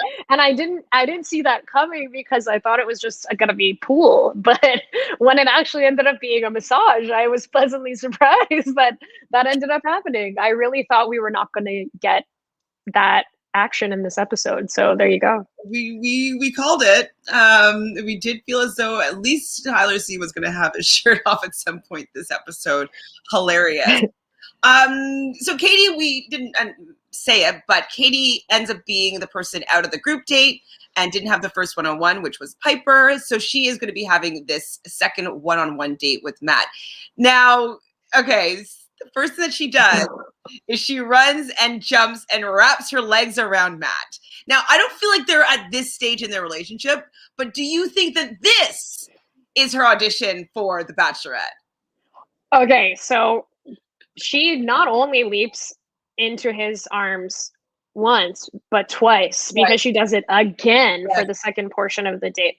I feel like both jumps are very extra and like extreme. And you also, as the person catching, kind of have no choice when someone's running at you full speed and jumping up. So a little bit weird overall, but I didn't listen to this myself, so I'm just broken telephoning it. But apparently, Tyler C mentioned on a podcast that the run-in hug is like something that producers want them to do, and it's very much a thing. So that kind of goes back to our whole fascination with this stupid greeting, is that it's very producer pushed to be in these interactions. Like, that is really, really, really hilarious. Yeah. I'm about to do a rewatch of Unreal, and I just can't wait because it just makes the run and jump thing so much more hilarious with the fact that the producer thinks that that's what we need to see. I don't greet my partner of 8 years with a run and jump. Like, it's just not even a thing. This is so weird. Nobody really does this. I don't think, unless I was like coming, like I just came back to the airport and he was waiting to see me and it had been months, then maybe I would run and leap. But like for this show, no. It was so funny. I was like, whoa. I said, oh my G, did Katie do the run jump? So funny. So their date was a spa date with a twist. So they're not getting the spa thing, which is what I thought they were originally going to be doing, is like some romantic couples massage so we can see Matt with his shirt off. But no. Tyler C, he arranged for Tyler C to get a massage. And the masseur is going to be an actor. And that is going to have an earpiece in and does whatever they tell her to do. I was very uncomfortable for most of this. It was non-enjoyable to me. Did you like it? No. Okay, two things about this. If you get this date, he doesn't like you. Okay. This is the equivalent of being friend zoned or told you're the funny girl. Speaking from experience, he's not interested if you get this date. Secondly, I feel bad for this probably like Second City improv student who had to do this, because this was the mildest and lamest prank ever. Like, it was like, nipple, he like, it was just smell his hair. I was just like, oh my god. Yeah, it was uncomfortable. Like, did he give consent for touching him in any kind of way? I don't know. It made me uncomfortable. I didn't enjoy it. I didn't like it. We found it so hilarious, and I'm just like, I didn't like it. No. Yeah. It was not good. It was just bad. Awkward. I hate this. I hated it. Okay, Tamika says Katie went on a bro date because Matt looked at her as like one of the guys, and Rachel Lindsay even said she probably gets friend zoned a lot. Okay, so if she gets friend zoned a lot, that's a good point. I then don't mind seeing her as the Bachelorette, someone that gets friend zoned, maybe get the guy all the time. If I'm looking at it from that lens, maybe I'm more interested in seeing her as the Bachelorette, someone that gets friend zoned. I also think it's possible that this date, like they obviously had coordinated for this date to happen. I feel like at this point in the show, we're overdue for him to send someone home on a one-on-one, because it hasn't happened yet, and we know that will likely happen at some point. So if it wasn't to be Katie, it would have also been someone else that I think he would be eliminating. Like, I think this date just serves that placeholder as like the date for someone that you're not going to be keeping. Because wasn't the one that I want to say it was Tasha did last season. Who was it with where they were like going through the haunted property and then she let them go? Like that was also kind of that date. It's like that. The haunted house thing, the haunted motel resort. Yeah, no, exactly. They just laughed, so much laughter, you know? And then, Oh, yeah. did they even, yeah, they had the date portion. She has to run and jump for him again. That's when I was like, she's practicing. And they talk a little bit and she kind of talks about how she's falling for him, whatnot. And he's like, but I can't give you this rose tonight. I was like, ooh, dagger. Like, can I walk you out? He picked it up. He What? picked it up. She He was like, literally picked it up and had his whole little thing and then said, no, that was mean. I didn't like that. Can I walk you out? And she was saying things that I can relate to, being like, you know, I was painting our future together. Like, I think I enjoyed our time together. I wanted to see how it moved forward, but there wasn't any chemistry, like any at all. I don't find him to be particularly charismatic and like vibes and like sexual energy. Like he doesn't really exude that anyways, but they definitely had a friend zone vibe. I didn't see him. He looks at some of the women like he wants to kiss them. He doesn't look at her that way at all. No. This is a good point, Natalie, because I did hear something about this too. So Natalie says that she heard that Tyler was falling for someone. I don't know if I heard it in a preview or whatnot, but that one of the girls leaves with Tyler or wants to leave with Tyler. Did you hear about this? From this season? Oh my God. No, I did not hear about this, but lol. Lol, for sure. Who? Oh, sorry. I'll go back to that after. So Natalie saw that Matt was getting hate for sending Katie home over Serena C. Well, Serena C hasn't gone on a date. Serena C is gone next episode. She's probably going to be in the rose ceremony that doesn't get a rose with Chelsea and her and who else is not going to get a rose? Who's left? Probably. Well, I was going to say Jasenia, but it looks like she has a one-on-one next week. I don't know. Maybe it's just the two of them. Yeah. That's what I was told. Chelsea on Instagram, at least she didn't get sent home on that one-on-one. Yeah, I wouldn't want to be sent home on a one-on-one because that I think exactly a lot more. Like that you had an opportunity to have more time, and when he had more time with you, he's like, "This is not right for me." Yeah. So I also What? No, you finish. I don't remember what I was saying anymore. Sorry, that's my bad. I just think what was I going to say now? I can't remember. I think I can't remember either. Well, I'm saying that you know, it's better to go home and not have had time with him than go home on a one-on-one and be like, oh, he actually decided that he doesn't want to pursue this with me, as opposed to us having the opportunity to see if we had something going on, and he developed relationships with other people more quickly. But I don't know, I just would be able to remove myself from the situation a little bit more. I wouldn't be thinking like, like what's wrong with me? I wouldn't be having those thoughts as much as if I didn't have any time with him. So I feel like you're also being used for a more dramatic situation. If you get eliminated on the one-on-one, it's like they're using you to have that hit harder, as opposed to a rose ceremony is a rose ceremony. But for everyone waiting for him to eliminate Serena C, just hang tight. Like we didn't even get the rose ceremony. So let's hold on to our horses until we see who he actually eliminates. Oh yes, Heather. She's not going to make it. Yeah, no. Boom, boom, boom, boom. Yes, Dino. Definitely disrespectful that he picks up the rose and then puts it down just to send her home. It was shady. I'm sure the producers told him to do it. Yeah. But it was definitely really shady.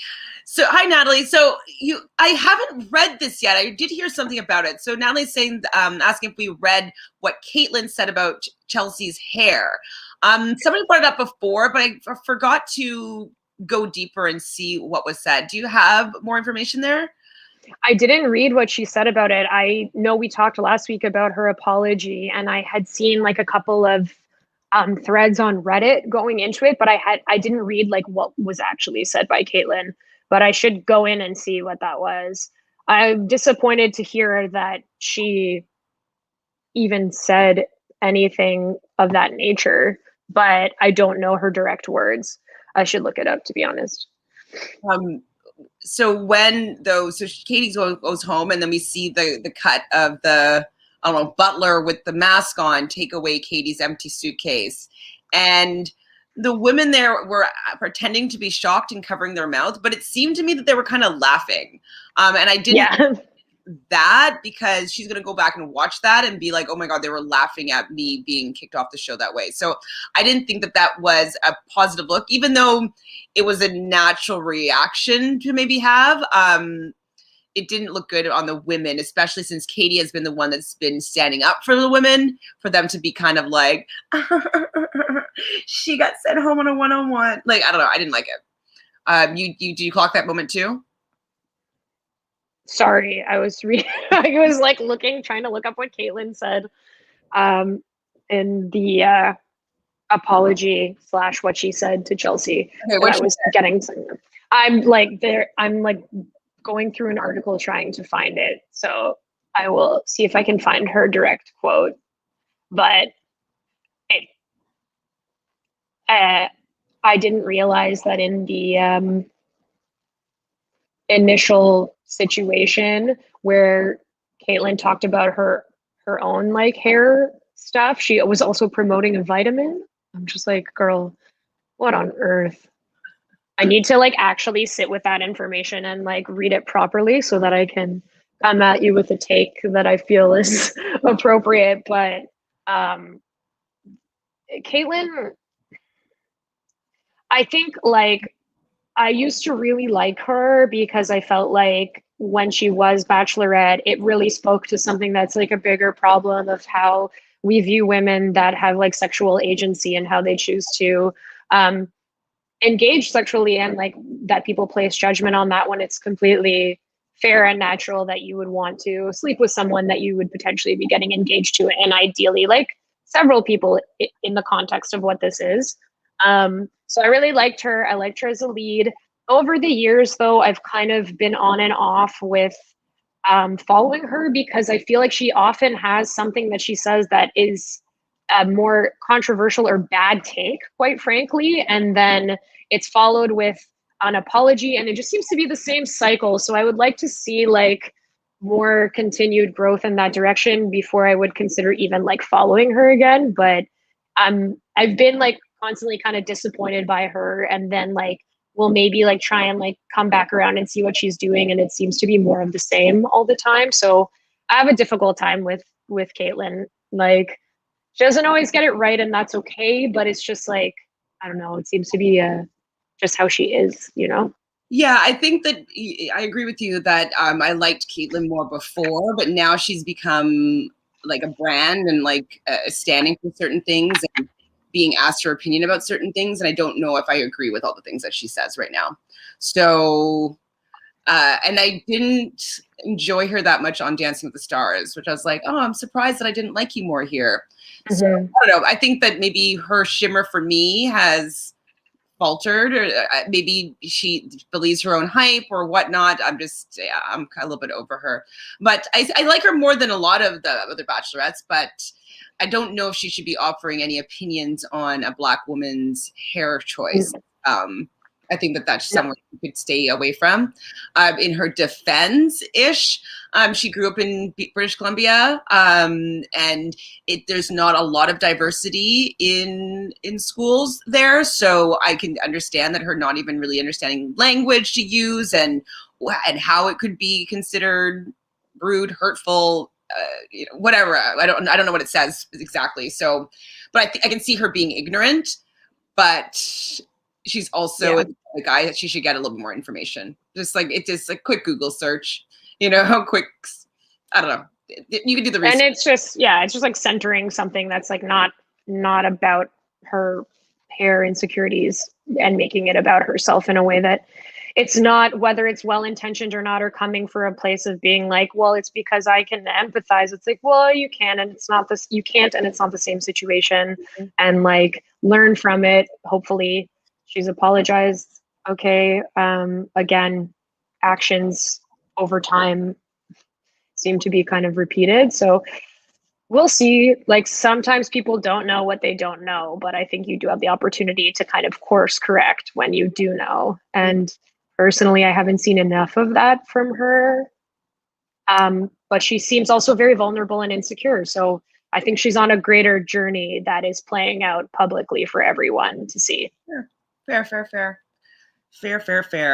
So what I was saying before we got into that little chat. Sorry about that diversion. Yeah. What was it? The women were like acting shocked, but then they were kind of laughing, and I just didn't think it was that great of a look. I thought they were laughing. Too. It seemed like they were like trying to cover their face from laughing. Which I think, to kind of give you a little bit of positive to what your thoughts were about Katie, it does strike me as like interesting that was a reaction to her leaving, if everybody seemed to kind of feel that way, and what that says about the grander like dynamics that were happening in the house. It was interesting that everyone seemed to be kind of laughing at it, if we're to interpret that as laughing. Either way, it didn't seem like anyone was getting emotional about it, and we're pretty far along. So that was interesting, right? Like, yeah, it speaks to how they felt about her. Didn't have any friends in the house is kind of what it seemed like to me. So we get to, I guess they're walking into the cocktail party before the rose ceremony. Is that where we are? Heather is dressed all in white, which I was like, isn't that interesting? Like, you see this shots of her looking like she's getting ready to get married. Kit walks in though, and Kit like knows how to put on a dress, because her dress was amazing. Matt comes there. Wait, there was the scene where Heather comes and walks in. Was that happen there? Okay, not yet. So Heather's getting ready. They come for the rose ceremony. Matt makes his little toasteroo. He pulls Abigail for a chat first, which I thought was nice. Also, Rachel handed him a glass of champagne. I'm going to take a look at that. Maybe if there's who gives the lead their drink? Is there any significance? Who gives them the drink? Because if Rachel's the front runner, I want to take a look and see, is it Zach that always gave Tayshia a drink? And is it, I'm going to take a look back and see if I can, you're like, the research. Yes. There's like, this is, again, the journalism that we're churning out here. Phenomenal. We're really giving you what you need. So good. Brie has a one-on-one moment with Matt, and there's lipstick all over both of their face, which is like, I mean, lol, like it happens in real life, but they just, it was pretty messy. Now, why the hell was Heather driving herself up to Nemacolin in the minivan, white dress? Seriously, why? Oh God! Either the producers are just like trolling her, they could have just like brought her up there. But so Tamika says, I just don't think that the girls have the same appreciation for Katie. No one has really said in their exit interview that she was a close friend. Exactly. And that's what worries me about being engaging to the audience. Like, why doesn't she have any closer friends? Even Serena C seems as though people enjoy her company, and like there might be a best friend that she might make out of here. And I don't feel like Katie has a best friend that's going to come out of this season. So that's a little bit worrisome to me, just about personality and like who we're going to be watching for 3 months. Theo says, if I was one of any of those women, if Heather stays, I'm out this far late. If he still doesn't see his wife amongst the women, then we need to question his motives for being there. Absolutely. I think that it's very terrible if he keeps Heather. Very bad. Like he can't keep her like at all. And maybe, no, I feel like he really has to like just cut it off immediately for this to continue without the women like actually revolting, because it's like, come on, let's not do this now. You know where Heather is from? It's a question. Is she from California? Maybe. Okay, because that's what my first instinct was, because Heather, I think she lives in LA, shows up by herself, and she couldn't seem to manage the revolving door. Now, we forget, because we live in a cold climate country, that the revolving door is to keep cold air out and heat in. And so that's why it was made. So places like LA don't really have that type of door system. And I thought it was kind of funny that she was not able to use it naturally. It was kind of like awkward and jokey. And the women seemingly saw her kind of like fumble with the door. So she finally gets in and she walks past the women, kind of gives them a smirk. And then she goes in and interrupts Piper and Matt's little mini date at the cocktail party. And then Matt is just like, was that the right reaction, do you think, to Heather turning up and interrupting you with a girl that you really like? No, no. That was so strange. Like, he clearly recognized her, or at least like knew who she was. Mm-hmm. But that was weird. That was that whole thing was so weird. And she just like spoke to him directly too, which was interesting. Like, she didn't really pay mind to the fact that he was talking to Piper, be like, "Excuse me, can I like pull him for a second?" It was like very much like, "Hey, Matt," like just direct. Like, whoa. So that sucks. And then Piper was pissed. She leaves. She goes, tells the other women, like she was really pissed. Mhm. And then Chelsea's like, wait, what? He just started laughing? Like, Chelsea's not feeling Matt right now at how he's handling these situations. She's probably feeling that, like, okay, I'm not getting time. I'm probably going home soon. And like, oh, now this woman comes in and he's laughing about it and like just like lets Piper leave. Like, I'd be irritated for sure. And that's pretty much the end of the episode. We see Matt and Heather giggling and talking for a moment. And then we have an outro, which I don't know if we need these outros. Well, we do, but we don't. This outro Depends on what they are. doing karate with Serena P. And then like kind of teasing her, being like making her move it and then like, you know, put it around, which is like, we get the joke. Like, I do that to people all the time, whatever. But like, it doesn't land when he does it. And I'm always just like, ooh, doesn't land at all. Any thoughts for this last little segment here of the show? And the end of it all. I needed a palate cleanser after the way that ended anyways. So I was like, okay, it left me feeling disoriented. I think at first when I saw Piper's reaction, I was like, whoa, why is she so mad? Yeah. But then I listened to her on Rachel and Becca's podcast, and she explained a little bit more about how coming out of the date, like the way that it left off, like, yes, she got the rose and everything, but it like ended off with like that more intense conversation about feelings. So for her, it was important to like kind of touch base with him then, and like having that conversation at that party, and then also seeing that he was like cutting away to speak to this person who in her own words is like the opposite of her in terms of look and like vibe, made her feel angry, right? Because it's just like, here comes this tall, blonde, blue-eyed woman, and he's like giving her this time, and this person that you don't recognize, like it was hurtful for her to be on the receiving end of that. So that's why she in her own words says that she like flipped out and recognizes that. But like, I understand a bit more about why she felt like so heated. Whereas in the episode, you're kind of like, oh, whoa, this seems really aggressive. And it seems like it could lead to like further having everyone against Heather, which could be a whole other bullying situation.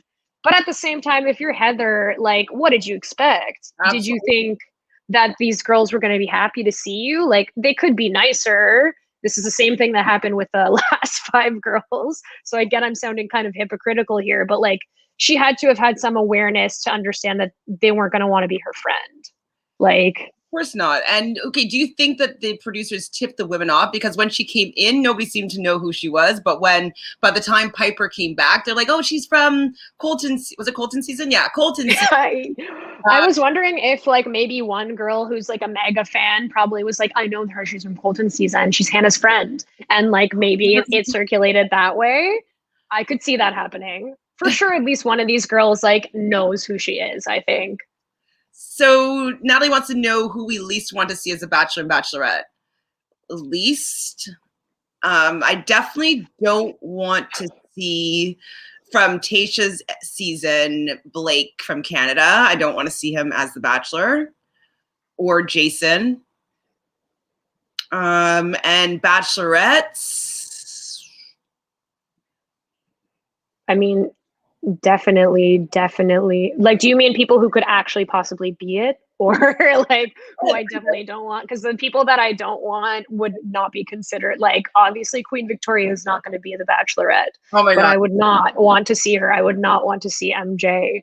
If it's like someone realistic that it could be, It's kind of honestly, right now. it's already what might be happening. Like, I do think that whoever, like the men on this upcoming season, have a good chance of maybe becoming the Bachelor, because thinking back to Claire and Tasha's season, I don't really foresee any of those guys getting the lead role. From who, I mean, as you know, Brendan. we would like to see Ivan, but we know that that's not going to happen. Not at all. Yeah. Maybe Brendan, like he'd be like, okay, like I've like worked through my past relationships, I'm ready now. Maybe that's a possibility. So Dina says, I think that Matt handled that poorly. He does do that, handle most things poorly. He should have told her to give him some time, and he'll come find her after, and he finishes conversation. He seems to do that a lot this season when he gets interrupted. Yeah, he doesn't handle being the Bachelor very well, juggling the women, understanding where their feelings are, what things would look like, how it might be interpreted. Like, he doesn't seem to have any foresight as to how to take care of people that he's in a relationship with. Like, it's just, he's in relationships with these women. If I was on a date and some woman interrupts and like he's like, I'll find you later, babe. Like, I would just be like, I'd be like, okay, that's done. He's a good active listener, but like that's reciprocal. Like, you need to be able to also give, and that's like, I think, a little bit of what's missing. Because then even when he does relate with the women, it feels like just like a formulaic type of response. Like, I get that he's trying to relate, and I've praised him for it before because I do think it's well intentioned. I just think he's not reciprocal in the same way that they're giving to him. I don't think we don't really know much about him. I know so much more about some of these women. So yeah. So Sam says, are we surprised Matt is always handling situations terribly? Yeah, he doesn't really seem to get it. Tamika says, no Bennett, no Ben, and no Victoria, no MJ. Everyone is up for grabs, though. Yeah, I agree with, I don't want Ben, but Ben might be a front runner, though, which I'm like, I do not want to see that story play out. Tamika likes Brendan, Ivan, and Dr. Joe could be interesting if they went that route. I don't know if they would. We heard rumors that he's going to be on Paradise, if I'm not mistaken. So I think he confirmed that he's going to be on it. Nice. Like, I think they actually asked him. So I'm interested in seeing all that. Do we have any other tea about The Bachelor this week that we want to talk about? Just that Chris Harrison and Rachel Lindsay tea. But definitely watch that interview because you'll be pissed. Oh boy, I'm gonna watch it too. I'll link it to you. Sam says that it feels like he's sharing his experience on dates while also trying to listen, so he's not fully listening. Yeah, he doesn't get how to juggle. I don't think he's a good dater, and I don't think that he's good at being the lead in this situation. And so I think it's two things that he needs to be proficient at that he's not. And that's kind of, I think, why all the gimmicks and antics are coming in, because he's not commanding the stage and like really steering the show. And so I think that's why he's being the guinea pig really of the network. Unfortunately. How about Riley? Riley, I didn't resonate with Riley because I found that like I want people to have done a little bit more emotional work. If he has such like a tormented past, that I would hope that he was done some therapy, and like it shouldn't be that hard for him to open up to someone that he's going to fall in love with. And I don't know if I want to be the person that unpacks that box. You know, I want him to come ready to love, not me like I let me be your rock for you. Like I'm not interested in that. So not me. Sam agrees. God, no, Riley, the no emotion man. Exactly. It's just not my vibe. Not my vibe. All right. Tamika loves Riley, but he ain't ready yet. Exactly. Like he's not ready. And Dino agrees. He needs a good therapist. And And once maybe he gets that emotional intelligence, I know it's kind of a buzzword in the Bachelor Nation universe, but he does need a little more emotional depth for me to want to see his love journey. Was it Riley that was being discussed last week as like flirting with Katie on Twitter? If so, maybe he can go on her season. I could see him doing that, bringing some fans together. It looks like they're supporting people of color. It'd be nice, like a nice ego boost for Katie to have somebody that like wanted to come and see her on the season. So that'd be cool. I support that. Definitely. Do you guys in the chat have anything else to say? Other than that, I'll remind you guys to subscribe, please. Follow us, subscribe, let us know what you want us to talk about. When you do subscribe, if you could leave it in the comments to say like, hey, I've subscribed, and maybe your favorite part of the episode or something you want us to talk about. We definitely do our best to respond to all the comments on the video. Do you have anything coming up, Tanya, that you want to discuss with the peoples? Not really. You know me, just the usual. Yep. It says yes, it was Riley. No Luke Pete, no thank you, and no Yosef. I mean, no. Never. Never, ever, ever. Well, that is kind of it, everybody. Thanks so much for hanging out with us today. We will be back next week for sure. Subscribe to Reality Realness with 3 S's, please. We love hanging out with you, so let's just make it a regular thing. All right? Other than that, see you next week. Bye, guys.